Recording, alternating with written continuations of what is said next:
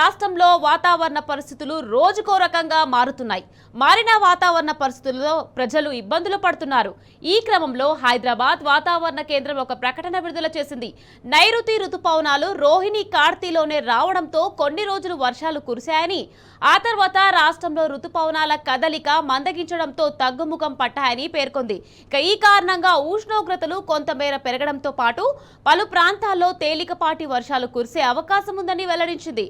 ఇవాళ కొన్ని జిల్లాల్లో గంటకు 30 నుంచి 40 కిలోమీటర్ల వేగంతో ఈదురు గాలులతో కూడిన వర్షాలు కురుస్తాయని తెలిపింది. వారం రోజుల తర్వాత యథావిధిగా మళ్లీ వర్షాలు ఊపందుకుంటాయని పేర్కొంది.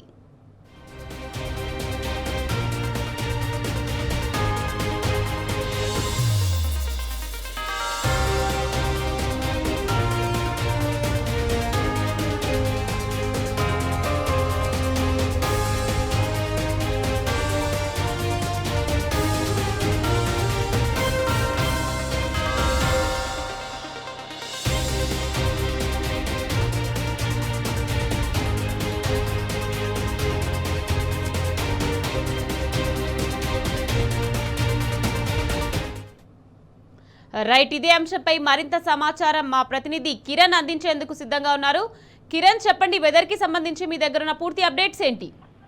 ఇప్పటికే దాదాపు 4 రోజుల నుంచి కూడా వర్షాలు తగ్గుముఖం పట్టాయి. ఏదైతే మాన్సూన్ కు సంబంధించినటువంటి నైరుతి ఋతుపవనాలు ఏదైతే ఛత్తీస్గఢ్, ఒడిశాను తాకినట్టుగా హైదరాబాద్ వాతావరణ శాఖ వెల్లడించింది. ప్రస్తుతం రోహిణి కార్తలోనే ముందస్తుగా నైరుతి ఋతుపవనాలు ఇటు తెలంగాణలో వ్యాపించాయి. పూర్తి స్థాయిలో ఇటు తెలంగాణ రాష్ట్రంలో నైరుతి ఋతుపవనాల కదలిక కొంత ముగియటంతో వర్షాలు కూడా తగ్గుముఖం పట్టాయి. దీంతో ఉష్ణోగ్రతలు కూడా తీవ్ర స్థాయిలో పెరుగుతున్నటువంటి పరిస్థితి కనబడుతుంది. మరొక 5-6 రోజుల పాటు ఇదే పరిస్థితి కొనసాగుతుంది. తర్వాత మళ్ళీ వర్షాలు కూడా జోరందుకునేటువంటి అవకాశాలు అయితే కనబడతా ఉన్నాయి.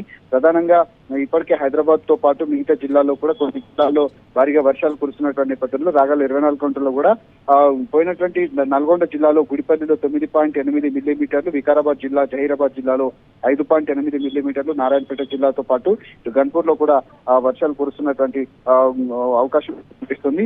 అంతేకాకుండా రాబోయేటువంటి 4-5 రోజుల పాటు ఇదే పరిస్థితి కొనసాగుతుంది. ప్రస్తుతం హైదరాబాద్ లో కూడా 34 నుంచి 35 డిగ్రీల ఉష్ణోగ్రతలు నమోదవచ్చు అంటూ కూడా హైదరాబాద్ వాతావరణ శాఖ స్పష్టం చేస్తోంది.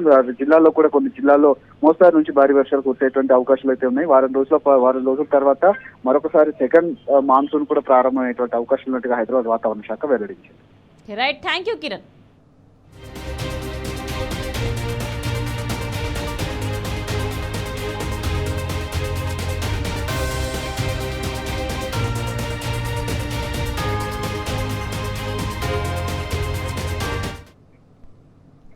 ఇక మన దగ్గర పరిస్థితి ఇలా ఉంటే ఈశాన్య రాష్ట్రాల్లో 4 రోజులుగా భారీ వర్షాలు పడుతున్నాయి.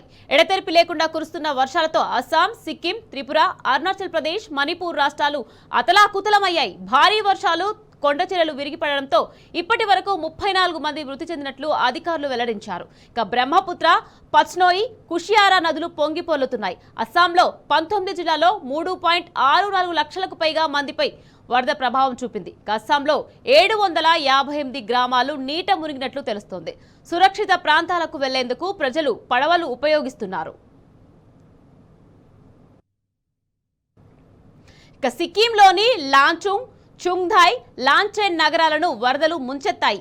ఈ 2 నగరాల్లో 1678 మంది పర్యాటకులు సురక్షిత ప్రాంతాలకు తరలించారు.